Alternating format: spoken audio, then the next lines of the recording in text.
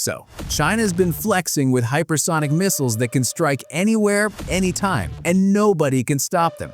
Meanwhile, Japan just unveiled something straight out of a sci-fi movie, a railgun that fires projectiles at Mach 7. But here's the real question. Is Japan actually bringing a laser pointer to a gunfight? Or are they about to flip the entire Pacific power game on its head?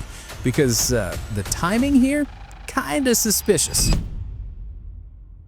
Let's talk about what Japan's actually up against. China's hypersonic missiles, the DF-17, the DF-ZF glide vehicle, these things are legitimately terrifying. We're talking Mach 5 to Mach 10 speeds, unpredictable flight paths, and they can maneuver mid-flight. Traditional missile defense systems? Yeah, they're basically useless. These missiles fly too low for satellite detection during most of their flight, too fast for conventional intercept calculations, and too hypersonic for anything we've got right now. And China's not just testing these in labs, they've got operational systems deployed. We're talking hundreds of missiles ready to go, pointed directly at Taiwan, Japan, and every US base in the Pacific. The Pentagon literally called this their #1 concern in 2023. So yeah, the threat's real, it's immediate, and it's already here. Now, here comes Japan with their railgun. And look, on paper, this thing is absolutely wild. It uses electromagnetic force, no explosives, no propellant, just pure physics to launch projectiles at Mach 7. That's about 5,400 miles per hour.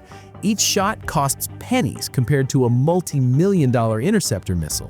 You've got a basically unlimited magazine as long as you have electricity. And the projectiles? They hit with so much kinetic energy that they don't even need explosives. It's like getting hit by a meteor. But here's where it gets interesting for defense. In theory, you could use this railgun for missile interception, fire thousands of rounds per hour, track incoming hypersonics with AI-assisted targeting, and just spam the sky with Mach 7 projectiles. Its volume of fire meets cutting-edge tech. Plus, Japan's been working on this since 2015, and they just did a successful test last year that hit targets at ridiculous distances. Sounds perfect, right? Well, hold on, because here's what nobody wants to admit. This railgun might not be ready for prime time, like at all. First up, power consumption. This thing needs an absolutely insane amount of electricity. We're talking enough to power a small city for a single shot. You'd need dedicated power plants or next-gen capacitors that don't really exist yet in deployable form. Second, the barrel lifespan. Every shot degrades the rails because of the extreme heat and electromagnetic stress. Current prototypes need barrel replacements after a few hundred shots. In a real conflict, that's maybe a few minutes of sustained fire before your weapon's cooked. Third, and this is the big one, tracking hypersonic missiles is borderline impossible. These things maneuver unpredictably at speeds current radar systems struggle to track in real time. You'd need to predict where a Mach 10 missile will be, calculate intercept trajectories instantly, and fire with perfect accuracy, all within seconds.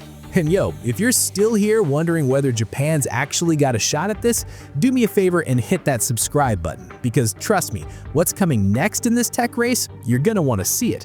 Plus, it actually helps us keep breaking down these geopolitical showdowns. Anyway. So, can Japan's railgun actually counter China's hypersonic advantage? Here's the honest answer. Not yet. Maybe not for another decade. This is cutting-edge experimental tech versus proven deployed weapon systems. China has hundreds of operational hypersonic missiles right now. Japan has a railgun that works in controlled tests.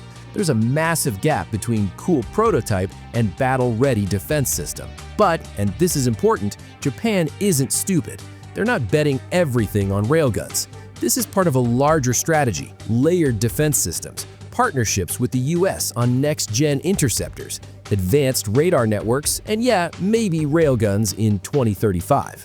The railgun's real value? It's a deterrent signal. It tells China, we're not standing still. We're innovating, and your current advantage, it might not last forever. So, is Japan bringing a railgun to a hypersonic missile fight? Kinda. Is it enough right now? Absolutely not. But is it a glimpse of how future warfare might actually level the playing field?